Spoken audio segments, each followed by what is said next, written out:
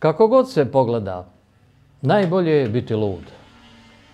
Ludi ljudi, ludo vrijeme, još luđa politika, sve je okrenuto na glavu. Pamet nikad nije bila jeftinija. Kad za nekoga kažu da se pravi pametan, to je najgora optužba. Ko hoće da bude pametan, taj je totalno nenormalan i nema mu spasa. Jer neće da bude kao ostali u stadu, a imali šta gore od toga. Danas je društveno prihvatljivo samo jedno, kolektivno ludilo. Dakle, i kad pristaješ da budeš lud, moraš ličiti na ostale, moraš biti dio kolektivnog ludila, a nikako sam za sebe. Idealan štof za ludačko djelo kod nas je nacionalizam. Danilo Kiš je davno pisao da je nacionalizam paranoja, a oni koji su preživjeli 90. i svjedoče današnjem masovnom balkanskom ludilu, znaju o čemu se radi. Nacionalistička ideologija, poput isključive religijske dogme, do te mjere preparira da se potpuno izgubila razlika između crnog i bijelog, između svjetlosti i mraka, istine i laži, iluzije i stvarnosti, morala i nemorala. Mnogo puta smo se pitali kako je moguće da razumni, obrazovani ljudi prihvataju bez pogovora kriminal koji se prodaje kao patriotizam, užasne zločine kao bogougodna djela, najočiglednije laži kao istine za koje vrijedi umirati i ubijati, lopovluk kao moralni uzor. Kako pristaju da ih svakodnevno varaju, pljačkaju i guraju u bijedu politički prevaranti, a oni to znaju i svaki put ponovo glasaju za njih i spremni su da ih brane u svakoj prilici.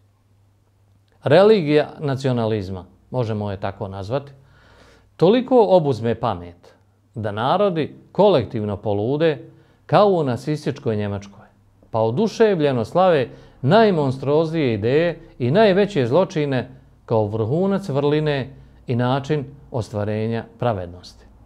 Kad prihvatimo da su ubijanje djece, spaljivanje živih ljudi, bacanje u jame ili masovna silovanja opravdan herojski poduhvat kojim se brani čitav narod, kad glorifikujemo naša, a osuđujemo ista takva njihova zlodjela, došli smo do ludačkog zida pred kojim pada svaka normalnost. Današnje stanje u Bosni slika je masovnog ludila iz kojeg, kako se čini, nema izlaza. Etnokratija koju je ozakonio Dejtonski sporazum na zahtjev tadašnjih naših poglavica postala je tokom godina sigurna oaza za naše nove plemenske poglavice koji iz sigurnosti svojih udobnih fotelja diriguju epohalnim procesom proizvodnje sopstvenih naroda kao amorfnih, poslušnih i nerazumnih gomila. A da bi ih držali na uzdi, neophodno je stalno obnavljanje ratnog stanja i dirigovanog haosa, jer mir sam po sebi obezbeđuje slobodu, prosperitet, vladavinu prava i ostvarivanje normalnih ljudskih želja. Mir omogućava građanima da postavljaju pitanja svojim liderima i da traže njihovu odgovornost, a rat nameće odricanje od reda, razuma i ljudskih prava, što uvijek donosi korist onima koji vladaju. Zbog toga naši vlasnici nameću psihologiju rata, koja im obezbeđuje stalno održavanje vanrednog stanja u kojem oni mogu nesmetano vladati. Možemo li zamisliti mir u Bosni? Obični mir, kakav ima skoro cijela Europa, donio bi vlasnicima naših naroda nerešive probleme. Odgovornost pred zakonima, ograničavanje samovolje, redukciju korupcijske hobotnice, obavezu davanja odgovora na sva pitanja, zalaganja za opšte, a ne samo svoje i partijske interese. Mir bi donio brigu za obrazovanje, za kulturu, za male ljude, za interese svih građana, za budućnost djece. Ovako, u sistemu etabliranog ludila, u kojem itekako ima sistema, liderima odgovara masovno iseljavanje mladih, školovanih ljudi. Odgovara im sve dublja duhovna i materijalna bijeda, besperspektivnost, vladavine gluposti, nesposobnost vlasti, podjele na svim nivoima, pljačka javnih dobara, ubijanje morala. Odgovara im primitivizam, neodgovornost, propadanje svega i svačega, jer oni su biljke koje cvjetaju samo na takvom đubrištu. Današnja slika bosanskih plemena liči na jednu istinitu priču iz druge polovine prošlog vijeka. Istraživači su, naime, u džunglama Amazona otkrili plemena koja nikad dotad nisu vidjela bijelce. Ispitujući njihov život, navike i običaje, pitali su ih, pored ostalog, šta je za njih dobro, a šta loše. Odgovor je bio ovakav. Loše je kad nas oni iz drugog plemena napadnu, pa nas ubijaju, otmu našu hranu, odvedu žene. Dobro je kad mi to radimo njima. Eto slike današnjeg bosanskog društva. Ali kako bi izgledala Bosna bez prijetnje ratom i sukobima, koja drži naše urođenike strogo podijeljene po plemenima, pokorne svojim poglavicama i lišene pameti?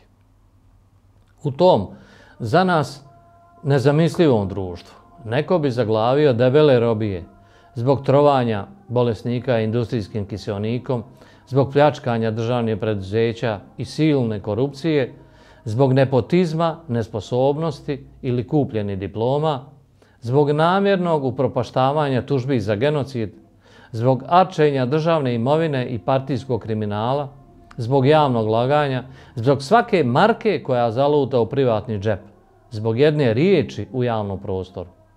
Pa zbog čega bi onda naši političari željeli da se ovo stanje promijeni, kad su sad u prilici da rade sve što požele, a da ni za što ne odgovaraju, da jame milione, a da im niko ne zamjeri, da počine bilo kakvu svinjariju, a da tužilaštva ne smiju da ih tuže. Kod nas vatrene riječi političara začas zasjene sve smrti od virusa, sva poskupljenja, tegobe svakidašnjeg života, bježanje mlade iz zemlje, propast ekonomije i kulture, potpuno urušavanje morala, negiranje osnovnih ljudskih prava i svakog ljudskog dostojanstva. Zato je Balkan idealno mjesto za svakoga ko hoće da poludi. A zašto građani koji sve to znaju ne zahtijevaju da se stanje promijeni ili bar na izborima to pokušaju uraditi? Zašto? Zato što je tako lijepo biti lud, da tome malo ko može da odoli. Lijepo je biti oslobođen potrebe za razmišljanjem. Lijepo je biti u stadu koji slijedi čobana. Lijepo je pobjeći od sopstvene odgovornosti za bilo šta, pa optuživati one koji žele nešto učiniti. Optuživati ih za sve što učine. Lijepo je zatvoriti se u kulu nacionalizma, pa optuživati one druge za sve što se događa. Lijepo je živjeti u ružičastom svijetu koje kakvi zadruga, grand parada, mahalski Facebook sjela i turskih serija, u svijetu u kojem su svjetske zavjere protiv vakcina važnije od čitavog našeg jada i belaja i svih naših ukradeni i upropašteni života.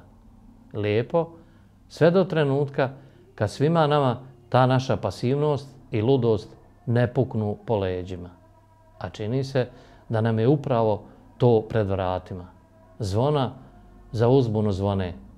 Hoćemo li ih konačno čuti?